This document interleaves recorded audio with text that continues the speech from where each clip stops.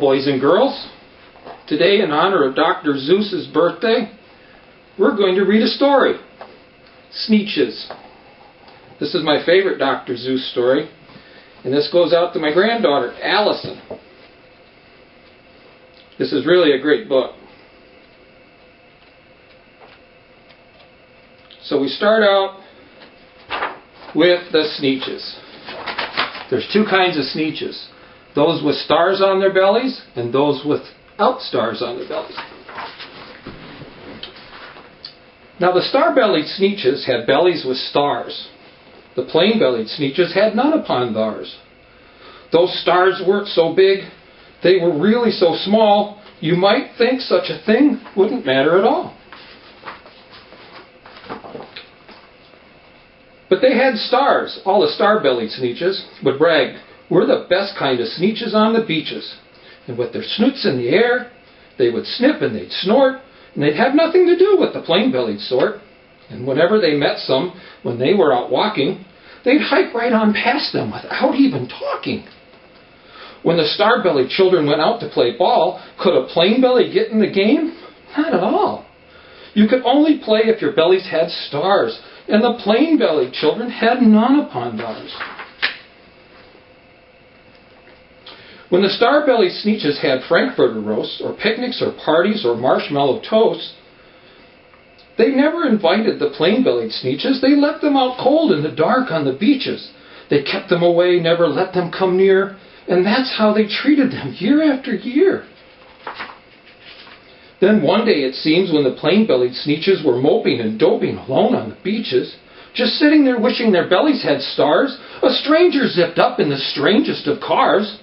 "My friends," he announced in a voice clear and keen, "my name is Sylvester McMonkey McBean. And I've heard of your troubles, and I've heard you're unhappy. I can fix that. I'm the fix-it-up chappie. I've come to help you. I have what you need. My prices are low, and I work at great speed, and my work is 100% guaranteed." And quickly, Sylvester McMonkey McBean put together a very peculiar machine. That's a machine right there. And he said, "You want stars like a star-belly Sneetch? My friends, you can have them for $3 each. Just pay me your money and hop right aboard." And they clambered inside, and the big machine roared, and it clunked, and it bonked, and it jerked, and it burked, and it popped them about, and the thing really worked. When the plain-bellied Sneetches popped out, they had stars. They actually did. They had stars upon theirs. Woo-hoo!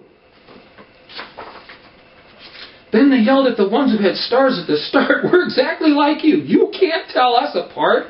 We're all just the same now, you snooty old smarties, and now we can go to your Frankfurter parties." "Oh, good grief," groaned the ones who had stars at the first. "We're still the best Sneetches, and they are the worst. But now how in the world will we know?" they all frowned, "if which kind is what and the other way around?" Then up came McBean with a very sly wink. And he said, "Things are not quite as bad as you think. So don't you know who's who? That's perfectly true. But come with me, friends. Do you know what I'll do? I'll make you again the best Sneetches on the beaches, and all it will cost you is $10 eaches." Oh, they're so happy. "Belly stars are no longer in style," said McBean. "What you need is a trip through my star-off machine. This wondrous contraption will take off your stars so you won't look like Sneetches who have them upon theirs." What a handy machine, working very precisely, removed all the stars from their bellies quite nicely.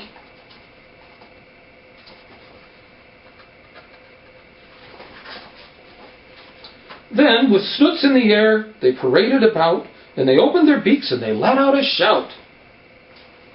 "We know who is who, now there isn't a doubt. The best kind of Sneetches are the Sneetches without."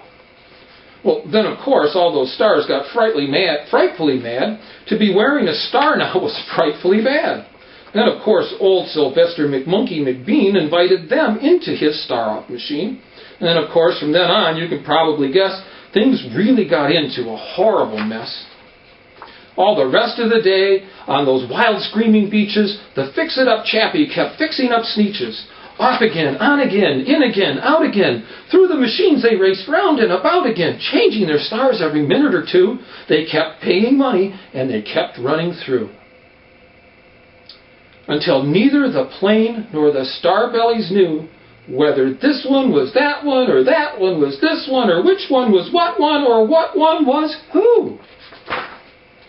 Then, when every last cent, Congress, of their money was spent, the fix-it-up Jack Beat packed up and went.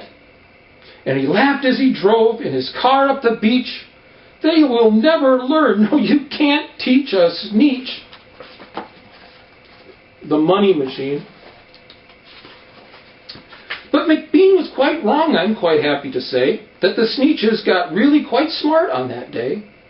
The day they decided that Sneetches are Sneetches, and no kind of Sneetch is the best on the beaches. That day all the Sneetches forgot about stars, and whether they had one or not upon theirs. And that's the end of the story.